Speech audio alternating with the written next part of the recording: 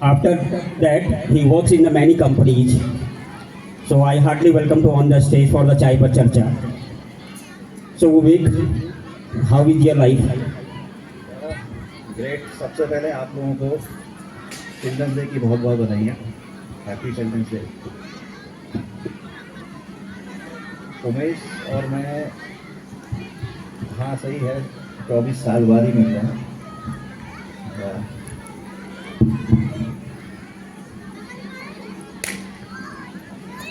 हमें पुराना हमेशा साथ में घूमना, एंजॉय करना है।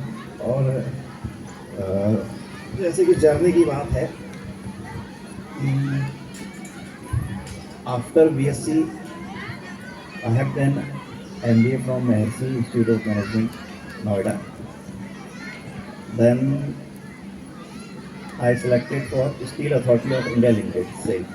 I have worked there for some time, but I have not enjoyed so much, so I left SAIL. I have joined Jindal Group.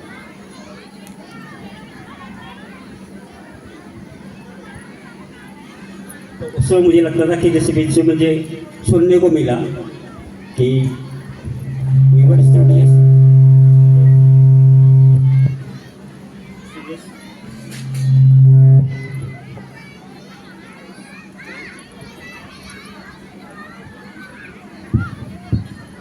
तो हमारा सारा फोकस पढ़ाई में ही रहता था।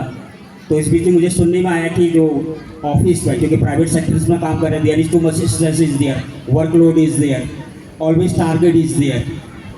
सो मैंने सुना था कि आप अपने जो कलीग्स हैं तो उनका एंटरटेनमेंट बहुत अच्छी तरह से कर लेते हैं। तो अब मुझे ये जानना था कि ये हुनर कहाँ से आया, क्योंकि हम तो केवल पढ़ाई में ही ध्यान दिया करते थे। तो उसमें मुझे सुनने में आया कि अरे यार पांडे जी को बुलाओ, पांडे जी से बात कराओ। हाँ, थोड़ा भाई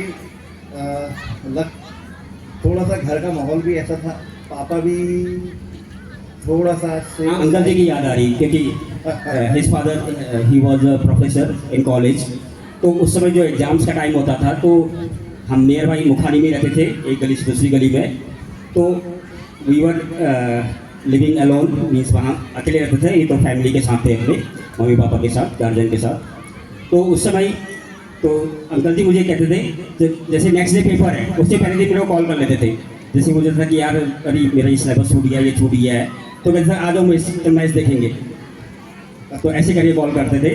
तो रियली इट वॉज, जब तक 12th तक था तब तो वो प्रेशर डील करते थे, लेकिन जब अंकल जी से बात होती थी वो बिल्कुल रिलैक्स। और मूवी देखने के लिए उसमें प्रेमा हॉल, लक्ष्मी टाकेज हुआ करते थे, जाओ मूवी देख के आओ दोनों।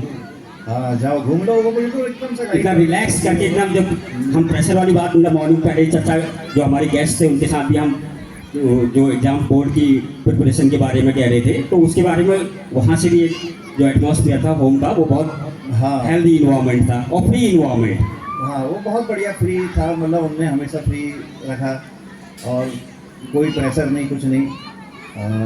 तो वहीं से एक हल्की सी बुनियाद स्टार्ट हो गई।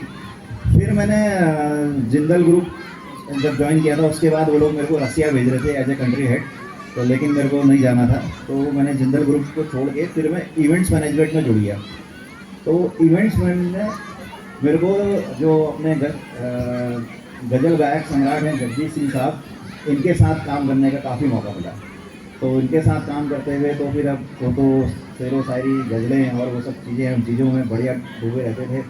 हमारा भी कुछ इंटरटेनमेंट कर दो फिर अब। बिल्कुल बिल्कुल बिल्कुल होगा। अच्छा, लेकिन जैसा था ना, उन लोगों का जो होता था वो लगभग फिल्मी, गालिब और इस तरह के होते थे। आज जैसे चिल्ड्रंस डे का है तो मैं आपको एक उनकी कविता याद आ रही है, काका हाथरसी की, वो सुनाता हूँ। 2 कविताएं उनकी याद आ रही है मेरे को, जो हो सकती है, बाकी फिर कहोगे तो एक आध 20 का भी हो सकता है। तो बच्चों के लिए है ये। लाठी में गुण बहुत है, सदा राखियो संग। लाठी में गुण बहुत है, सदा राखियो संग। गहरे नदी नाले जहां, तहां बचावे अंग, तहां बचावे अंग। झपटी कुत्ता को मारे, दुश्मन दादागिर ताऊ को घोर। कह काका कविराए, सुनो हो दूर के बाटी, सब हत्यारन छोड़, हाथ में लीजो लाठी। हाथ में ली वो लाठी। बहुत बढ़िया। अच्छा, इन्हीं का एक और हास्य व्यंग है, जिसमें वो बताता है कि एक काफ़ी मोटा इंसान होता है, वो मर जाता है, तो वो उसकी शव यात्रा जा रही है। तो वो देख रहे हैं कि लोग क्या क्या बातें कर रहे हैं, कैसे कैसे बातें कर रहे हैं और कैसे एंजॉय कर रहे हैं शव यात्रा को। तो उसी के ऊपर उन्होंने हास्य व्यंग बनाया है, तो वो मैं सुनाना चाहूँगा आप लोगों को। हम अपनी शव यात्रा का आनंद ले रहे थे, हम अपनी शव यात्रा का आनंद ले रहे थे और लोग हमें ऊपर से कंधा अंदर से गालियां दे रहे थे। इतने में एक बोला साला क्या भारी है, दूसरा बोला भाई साहब ट्रक की सवारी है, ट्रक ने मना कर दिया इसीलिए हमारे कंधे में जा रही है। एक बोला इन्हें मरना था तो मंडे को मर जाता है, संडे को कहाँ मर गया, एक ही तो छुट्टी बची थी उसका भी तमाम कर गया। ऐसे कर करके काफ़ी लोगों ने बहाने बनाए। तो उसी में एक नव विवाहित जोड़ा है, वो कह रहा है अरे भाई तुम लोगों का काम भी क्या कोई काम था, हमारी तो सोचो, हमारा तो हनीमून का प्रोग्राम था, ये मर गए हम अटक गए, देखो पहाड़ों का सुख छोड़ के धूप में खड़े, जेब में देहरादून के 2 टिकट पड़े। तभी हमारे मोहल्ले का कुल्फी वाला आगे आया और जैसे ही उसने हमारी अर्थी को कंधा लगाया बोला ठंडी मीठी बर्फ मलाई।